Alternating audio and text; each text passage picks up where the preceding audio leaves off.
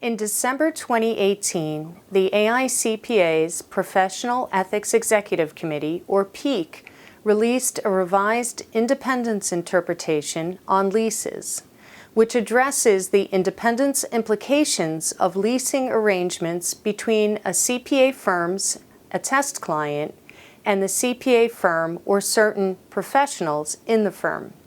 You can find the revised interpretation under Section 1.260.040 in the AICPA Code of Professional Conduct.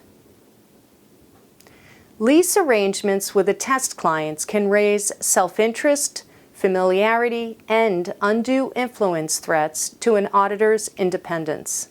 The new rule does not apply to all covered members.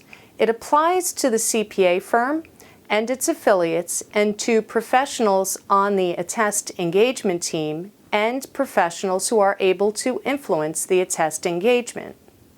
First, the CPA firm and its affiliates or a person on the attest team or able to influence the attest engagement, in other words, the lessee, should not enter into a new lease or renegotiate the terms of a lease with an attest client during the period of professional engagement unless the following two safeguards are met.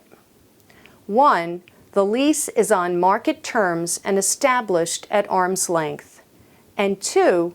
The lease is not material to any of the parties. And if there are multiple leases, you should consider them in the aggregate.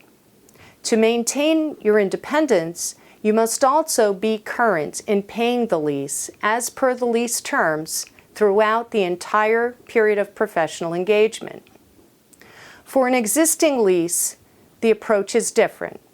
You have an existing lease arrangement if you executed or renegotiated the lease with an attest client either before the period of professional engagement, before you became subject to the interpretation, or before a counterparty to the lease became an attest client.